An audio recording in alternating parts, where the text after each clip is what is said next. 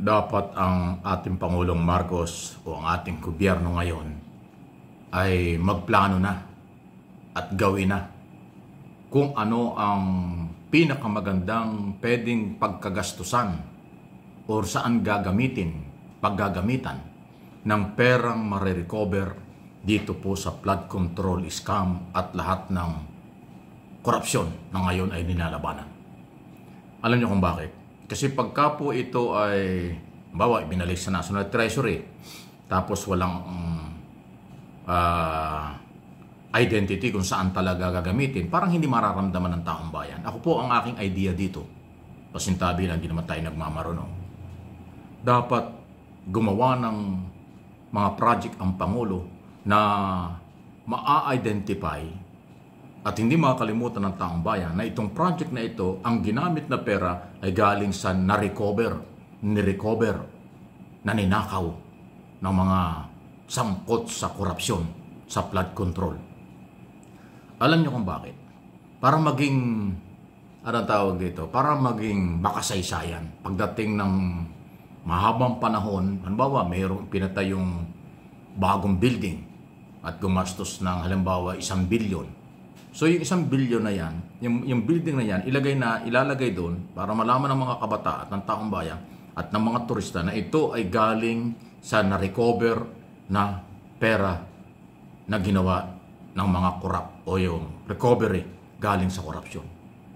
Para ho makita ng mga kabataan na hindi pala nagpabaya ang gobyerno ni Pangulong Marcos sa mga korap, ni-recover yung pera.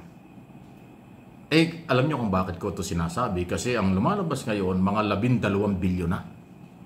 12 billion na daw po ang na-press or na-hold subject for confiscation para ma-recover ng Anti-Money Laundering Council. Yung pera niya. Kasi pag wala pong identity at maalaala ang taong bayan kung saan napunta yung pera, baka isipin ninakaw na naman. Baka sinabi ni-recover nga pero nanakaw din. Ayun ang masakit. Pero kung magtatayo ka ng halimbawa ay isang tulay na nagkakahalaga ng 5 bilyon, so yung tulay na yan, maalaala na yung pinagpagawa ng tulay na yan ay galing sa na-recover na pera. Alam niyo yung 12 bilyon, ngayon pa lang tuloy-tuloy yan, baka dumami, mas marami pa, baka madoble yan. Sabihin natin makarecover ng 50 bilyon, pinakamahina. Yung 50 bilyon na yan, kung marirecover lahat yan, gamitin sa tamang pamamaraan na hindi makakalimutan ng mamamayang Pilipino may-ari ng pera para ating maipapamana sa mga kabataan, sa ating mga anak, apo, pagdating ng araw, anak. Itong building na ito yung pinagpagawa ni dating Pangulong Marcos nung araw. At yung perang yan ay galing sa ni-recover doon sa mga corrupt government official at kontraktor. O, di ba?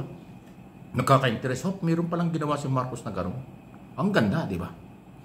Kasi pag ito pong na-recover na ito, biglang ibabalik mo sa National Treasury, isasama mo doon sa ating national budget na taon-taon na ginagamit, hindi mararamdaman yung na-recover, hindi makikita. In other words, itong aking idea ito na sinasabi, para maipakita nyo sa taong bayan, meron talagang na-recover at merong pinaglagyan na tamang proyekto o ginamit sa tama. Yan ang purpose nun. Hindi ako nagmamagaling pero siyempre dito po sa aking mga channel gusto ko yung very educational, yung nakakatulong tayo ng idea, nakakapagbigay tayo ng impormasyon, nakakatulong tayo ng mga magiging positibo sa atin. Yung tututol dito, kukontra dito, huwag natin pasinin mga troll at saka basher yun. Hindi naman tao yun eh. Yung mga troll at basher, hindi yung tao. Gimmick lang na, minsan aso, minsan pusa, minsan kung ano-ano mga profile nila. Wala yun. Hindi tao yun. Yung tao ang ating paglingkuran, hindi yung basher at troll. Kayo, sang-ayon ba kayo doon? Ilagay yung perang marirecover sa isa sa mga project na hindi makakalimutan ng tao. Kasi kung magpapatayo ka ng mga building, may panghabang panahon na yan. Gagawa ka ng mahabang tulay, panghabang panahon na yan. Pero pag yan isinama sa national budget, at gagamitin ulit sa flood control, gagamitin sa ibang project, nanakawin na naman yun eh. Maniwala kayo. O nasa yung na-recover, ay ginamit sa public courts and highway, pagka nagkaroon ng investigasyon, ninakaw na naman pala. Ganun po. Total, napakarami nating opisina na nangungupahan. Alam mo yun sa gobyerno, bilyon ang ating gastos taon-taon sa rental. Dahil maraming national government office nangungupahan sa pribadong building, pribadong property. Wala tayong sariling building eh. Kung meron man kakaunti. Nakita niyo ito na lang DILG. Nangungupahan lang yan dito sa may edge sa Quezon Avenue. Yung Napolcom at saka DILG, nangungupahan lang yan. Walang sariling building. Maraming opisina ng gobyerno na walang sariling gusali. Ayun, katulad nito. Ay, huwag na, baka magkakulay pa. Di ba yung ginagawang Senado dyan sa may The Port, Global City, di matuloy-tuloy kasi napakalaking pera na kailangan. 12 billion nata, hindi pa tapos. Kung tuloy papagawa, para namang yung mga nagnakaw ng pera, sila pa rin makikina. Huwag na lang. Yung maraming opisina ng gobyerno, wala, nangungupahan lang. Di ba? O kaya ipagpagawa ng bagong Hall of Justice. Di ba? Building para sa Hall of Justice. Magpagawa ng building para sa ating Sandigang Bayan, although meron na silang Sandigang Bayan, annex building, kung ano. Ipagpagawa ng mga talagang araw-araw nakikita ng taong bayan at nagagamit. Yun po ang ibig sabihin. Huwag basta-basta na lang na-recover o nasa na-recover, hahanapin ng tao yan eh. Pagdududahan pa yan, na-recover nga ninyo pero nawala naman. Hindi naman nakita namin kung saan dinala, baka ninakaw na naman. So ibig sabihin yung halimbawa 50 billion na marirecover sa pagbebenta ng property, ng mga kotse, alahas at lahat ng personal na gamit galing sa nakaw, ng mga magnanakaw, ubusin doon sa mga project na habang panahong makikita ng mamamayang Pilipino.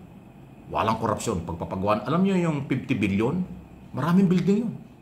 Sabihin natin 1 billion, isang building. O di 50 building yan. Di ang gobyerno, hindi na mangupahan. Ayun naman perang yan eh, nandyan na yan eh. Hindi naman hahanapin kasi re-recover na. Hindi yan ipangungutang. Yan ay perang marirecover ng gobyerno, so hindi yan inutang. Yan ay perang nandyan na, galing sa mga magnanakaw. So gamitin ng tama. Kung 50 billion, 1 billion bawat isang building, napakalaking building noon. So ayun, 50 building. O edi lahat ng department ng ating gobyerno may sariling opisina. Ganun. Maraming opisina ng gobyerno, upahan niya eh. Ilan ba ang departamento ng gobyerno? Wala pa 50 yata yan eh. Di bawat department ng gobyerno, meron sariling opisina. Makikita natin, 50 building nagawa. Ang pera ay galing sa na-recover mula sa graft and corruption, sa flood control at iba pa sa gobyerno under President Marcos. Yan ang nakalagay doon. Ang ganda noon. Di ba? Anong tingin ninyo? Idea na ako'y naniwalang tama dahil may paglalagyan ng pera. Pag hindi kasi nilagay na ganyan, baka manakaw na naman eh. Alam niyo, magnanakaw eh, parang kabuti. Ang bilis lumutang. Please like and share na ating mga pinag-uusapan dito.